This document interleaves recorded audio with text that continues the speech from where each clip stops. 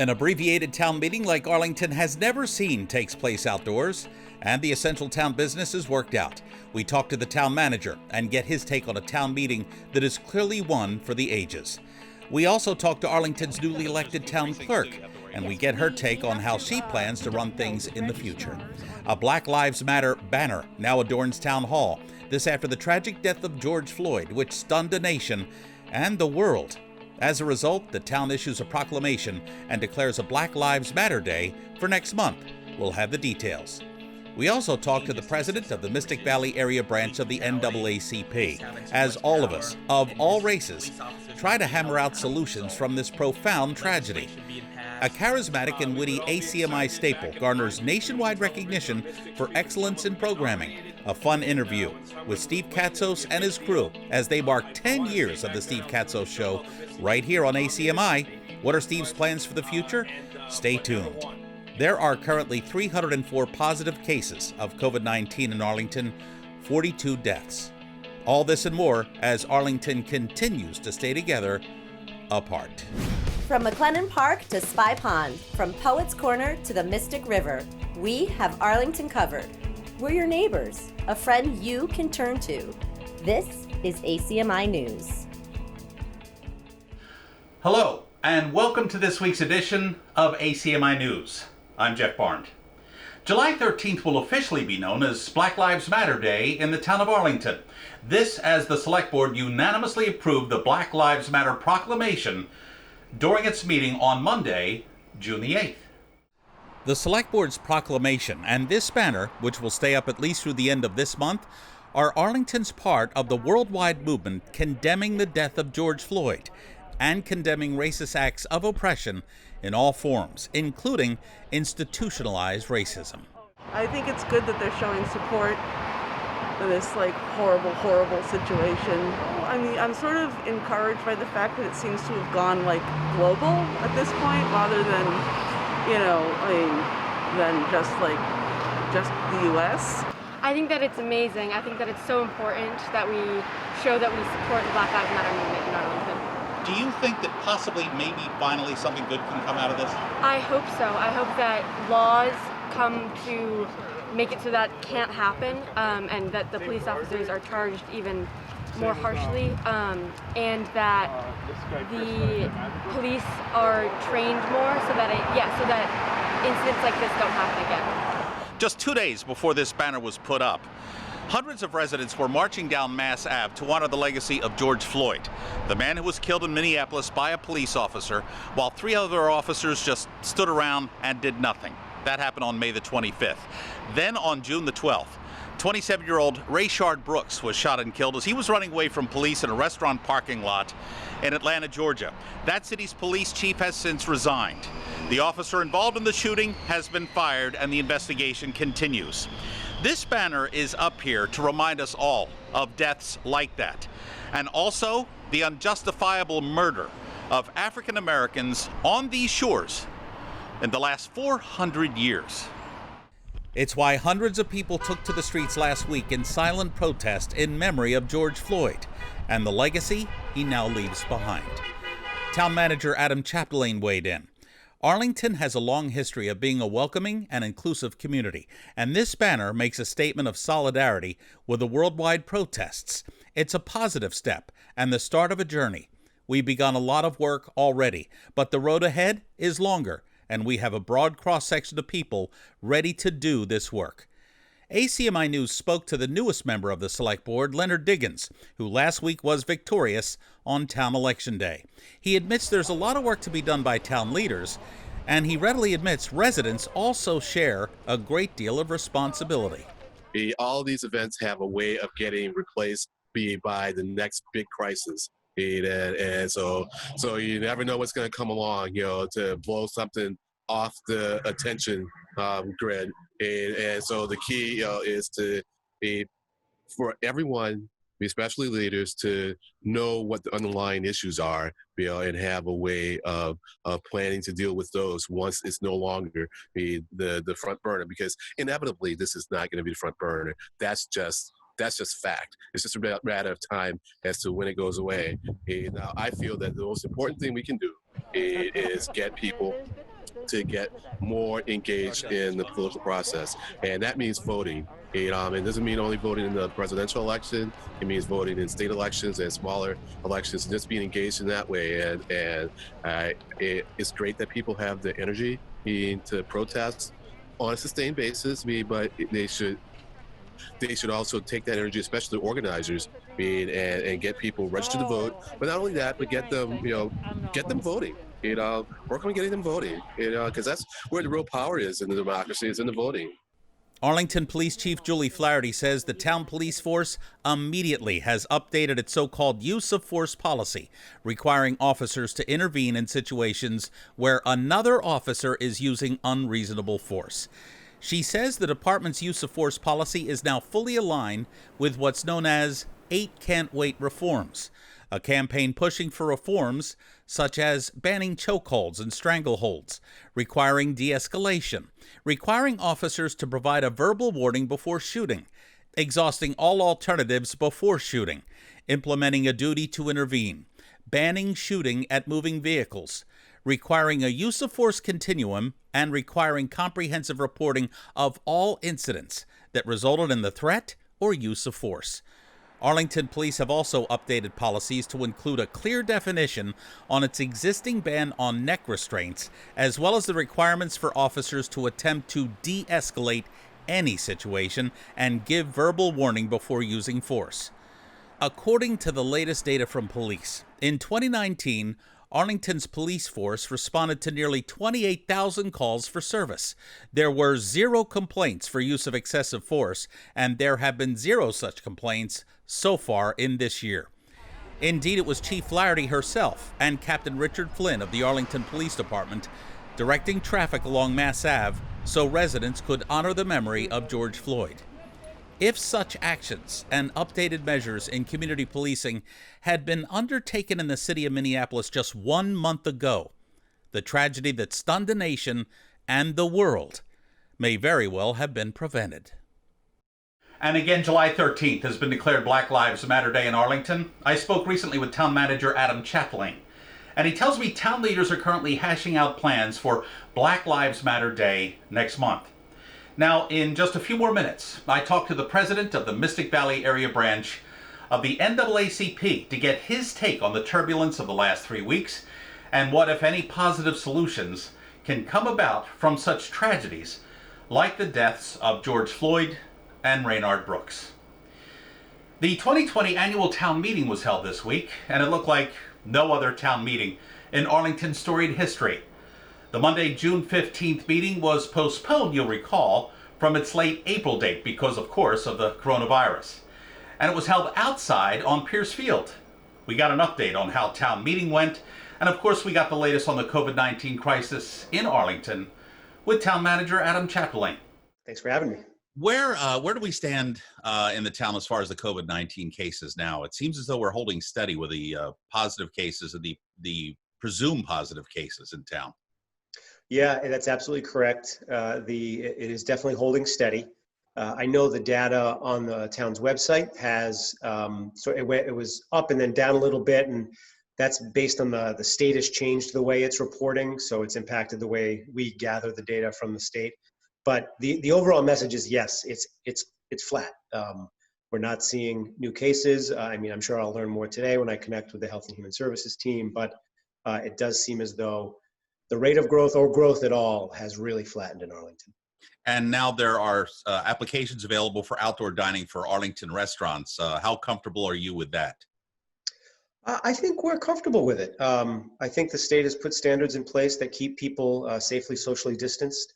I think doing it outside the science seems to continue to be pointing towards the risk of transmission outdoors is quite low, especially if people are wearing masks. So I'm comfortable with it. I know the Board of Health is comfortable with it, and we're excited to see what restaurants propose so that we can get them up and running and hopefully keep them on their feet. And now you have playgrounds open, and now the town meeting is over. Pierce Field with some strict guidelines, correct? Correct. Yeah. So the state has also issued guidelines and standards for how to be opening up recreational assets, especially playgrounds and playing fields. So yes, there'll be those standards will be in place. I think specifically for fields, There's still no contact sports, no games being played, but non-contact drills and other training can start on fields. So we're very happy to have Joe Conley back as our new again recreation director. I don't know if you've met Joe, but this is Joe's third round as recreation director in Arlington. You just can't seem to get away from it. Yeah, he leaves and then he comes right back. But we're happy to have him back, and he's working hand in hand with the Board of Health to make sure that all the state standards are implemented effectively. And speaking of the fields, what is your take on this year's town meeting? It's a town meeting like we've never seen before. Hats off to John Leone. That was, I guess, his idea to have it outdoors. The weather was perfect and the setup was outstanding, and you got some business done. Yeah, we were able to put all of the budgets in place, the operating budget, the capital budget, CDBG, Community Preservation Act, revolving funds, really everything we need to operate the business of the town was passed last night. So we were able to get business done very quickly. I think the total time was about 1 hour and 45 minutes. I mean, that's less than one normal session of town meeting, never mind taking care of everything in town meeting. And you said it, huge thanks and props go to John Leone, the moderator. He led a team across departments to help set it up. Jim Feeney in facilities and his team, Christine Bargiorno in Health and Human Services and her team, the FinCom chair, Al Tosti, select board chairs, both Diane Mahan and John Hurd, Jenny Raitt from Planning and Community Development, and Doug Heim, Town Council. Everybody came together under John's direction and put together what, after a couple weeks of work and discussion, ended up being a very smooth and safe and effective town meeting. It's funny, I kind of remember when John proposed that earlier in the year, and it was almost like all the air left the room. People are going, that's outlandish. But the closer we got to the date, it really made a lot of sense. Yeah. And it's followed a trend of what other communities have been doing. There's a small handful that did go virtual, but the vast majority of communities have been doing these outdoor town meetings. I think Needham, North Andover, Southbridge, and a lot, and more than that. Those are the ones I know off the top of my head have done these outdoor town meetings. And everybody there last night had masks on. Everybody was socially distanced. Everybody listened to the direction of the moderator in terms of entering safely and exiting safely. And it seemed to be, given these, still crazy circumstances that we're all living under, it seemed to be a safe and effective way of doing the town's business. You can see my weekly interview with the town manager in its entirety on our Facebook page and the ACMi webpage. Now, just before town meeting got underway on June the 15th, I also had the chance to talk to Julie Brazil, the newly elected town clerk right here in Arlington. And she tells me one of her first duties will be to seek ways of improving efficiency in the clerk's office. First of all, congratulations. Thank you very much. How does it feel to win the clerk spot? It's always better to win. It's an interesting way to apply for a job, but I'm pleased that the voters liked what I had to say, and I'm very excited to get started. How about the fact that there's been a few hiccups in the clerk's office, and it's good that you're being elected now to maybe right that ship? Well, yes. I mean, if we have the recount, that'll sort of shine a bright light on all the processes, and then we'll try to see what we can do. I'm very much about trying to find out what we can be doing better next time. What is the latest on that recount? The petition was filed with our office right before closing, so all I know is we've received it. Okay, and it was an 88 vote difference? Yes. In the select board race? Yes. Okay, and how long will that take to retally? Because there's a few precincts too you have to worry about. Yes, we have to, we don't know. The registrars are the ones who have to manage that process, and we're down a registrar, so we have to understand what the deadlines are. First step would be to verify the signatures and make sure that the petitions follow the basic rules of collecting 10 signatures from registered voters in each precinct. All right, so there's no set date as to when you'd have an answer on the recount? No, the registrars have to schedule it. So we have to notify, once we verify the signatures, we notify Mr. Logan and Mr. Warden, and we'll take it from there. And you look forward to getting into work? Absolutely. All right, congratulations. Thank you so much. And we look forward to working with Ms. Brazil in the future. Now, as we said at the top of the broadcast, July 13th will officially be known as Black Lives Matter Day in the town of Arlington. Swift measures have already been undertaken in Arlington as we all seek solutions to foster better communication between police and the community officers are sworn to protect and sworn to serve. I talked to Zane Crute, the president of the Mystic Valley area branch of the NAACP, and got his reaction to what has been happening in this area and indeed the nation, and what we can all learn from this very painful period in our history. Where can we go from here? Where can we feel better about ourselves as a society and a culture, in your opinion? Well, Jeff, I think we've reached a boiling point that we're finally demanding a solution. Like, we want to see changes. Like, we don't want to see another Trayvon Martin or Freddie Gray or George Floyd. We don't want to keep seeing this. We want to see changes to the system, which is police brutality, police having too much power, and just police officers not being held accountable. So legislation being passed and just a cultural shift. Like, this is what we want to see. I remember Rodney King, and then, as you say, Freddie Gray, Eric Gardner in New York. Very similar. Yeah. George Floyd was a game changer. It was a game changer. And what, in your opinion, what caused that? Had it been bubbling up for so long, just underneath the surface, or what changed this time around? I think it's several factors. I think one of them is just, it's been a lot of things happening, and at the same time, like Ahmaud Arbery a few weeks before already had people feeling really hot. I think it's the coronavirus pandemic. People have been trapped at home. People were like boiling under, kind of like, Romeo and Juliet. Like, it was really hot and people got aggravated and then everyone wanted to fight. So I think all those factors led into it. And then the actual video itself of being almost 9 minutes long, and the complete, dehumanization of a man on national TV, like, crying out for his mother. Like, I think that really got to a lot of people and hit people, like, right in the heart. What do you think could be done as far as police are concerned? I've noticed that in many instances, I worked in Baltimore for 20 years. About 15% of the police force in Baltimore lived in the city of Baltimore.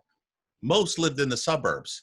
And what I could never get was, how can a police force that's paid to protect a certain community do its job if it doesn't know the community that well? Because a lot of people from the force don't live there. Well, I think that's one issue, but at the same time, I think the whole issue is just general accountability. Like, we could bring in officers from, upstate New York and Pennsylvania, bring them to Baltimore, but if they're not going to be held accountable for their actions, whether they're from Baltimore or not, doesn't really make a difference. Like, you could be from the same street and terrorizing the same street you grew up on. You just have to be held liable if you're going to go rogue and do something that's not in the best interest of the community. There's a great saying out there, and for white people, I think it's worth looking into. I'll never understand, but I stand. And I think that's a great saying. So how do we seek solutions now? How do we find the solution so that we can move on? This is a very painful period we're all going through right now, of all races. But maybe there's some good that can come out of this. What are the solutions that you're thinking about? Well, one solution is two of our congresswomen, Catherine Clark and Ayanna Pressley, she's the lead on it, have this great bill they're trying to push through Congress now. So we would like to see something like that. We'd like to see, the qualified immunity be attacked. We'd like to see, the cultural shift. Like, there's a lot of great police officers, a lot of great police chiefs that some of them have said, I can't even get rid of bad cops if I wanted to, because the police union is so strong and it prevents this. So we need that to change. I don't know if it's getting rid of the union completely, whether it's, getting brand new jury members. Like, I feel like everyone will be better off once those things go into effect, and all the good police officers will be able to better do their job without having really a target on their back from people hating police, from not trusting police. At the same point, each individual district and department will have credibility in the communities if everyone knows they're not going to tolerate, people going rogue and misbehaving. What's the NAACP doing right now? What are you hearing from the NAACP? We hear from Black Lives Matter. We hear from other activist organizations.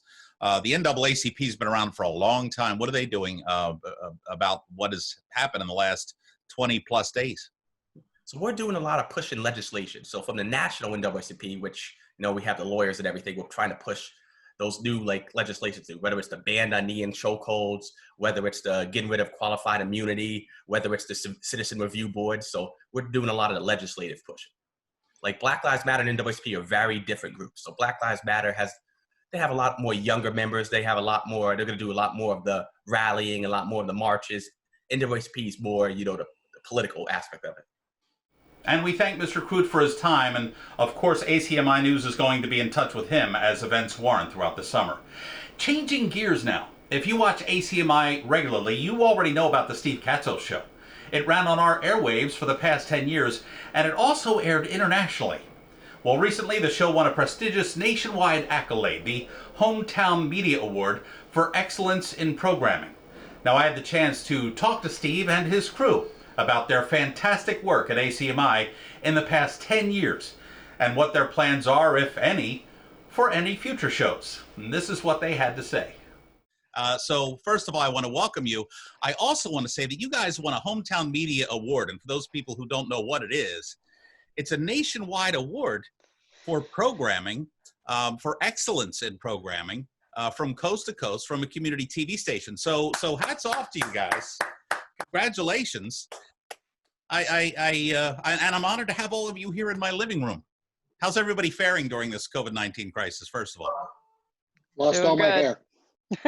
Me too. Thanks for having us, Jeff. Steve, it's good to see you again too. It's been a long time since I've seen you. How you been? How's everyone been?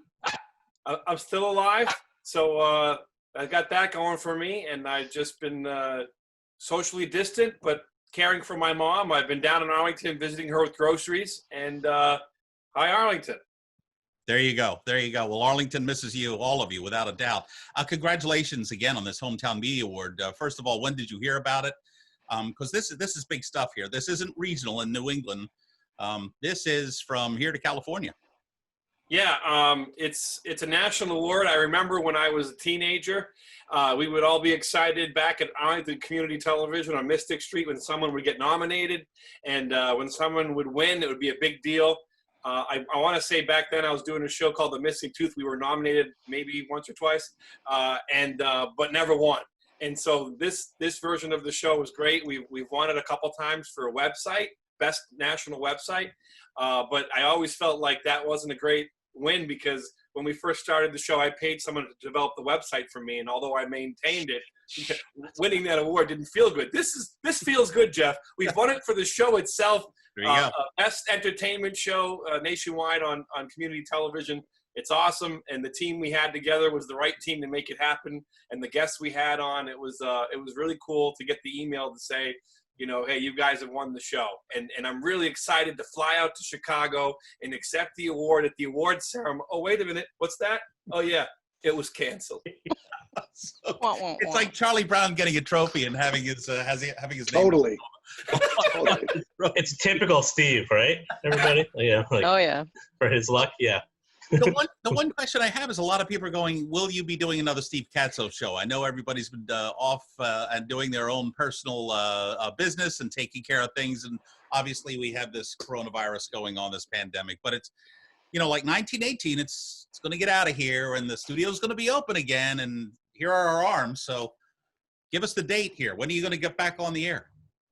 Well, to get back on the air, you're going to have to find 40 volunteers that want to do it. And that's a lot of people.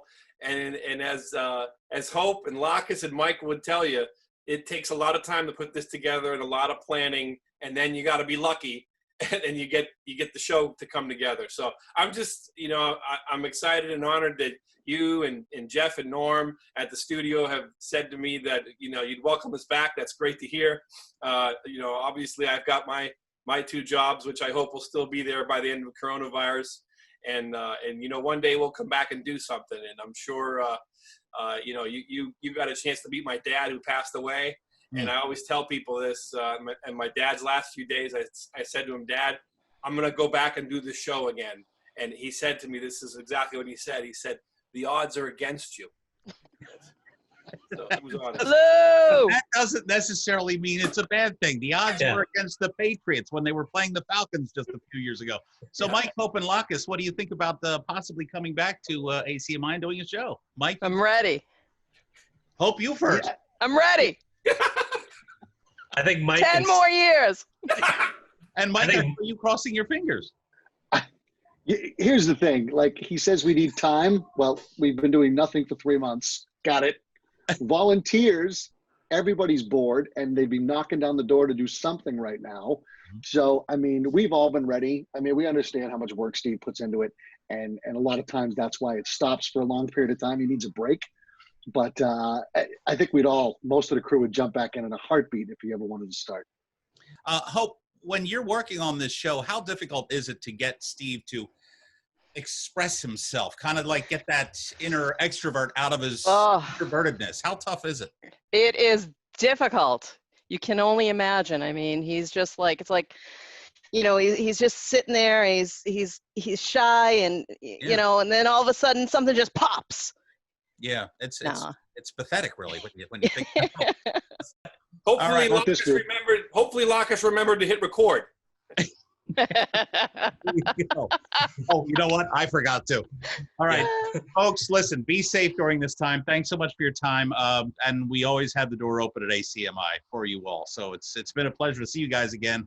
Please be safe and come back anytime. If you have to. Thanks, Jeff. Thanks, Jeff. Thank you. Thank you. Good to see you guys. Take care, Jeff. God bless. You can see my entire interview with Steve and the crew on the ACMi News Facebook page. We certainly had a lot of fun, and, well, a lot of that fun was at Steve's expense. He's a great guy, and we congratulate him again for winning the Hometown Media Award. He certainly deserves it, along with his great crew.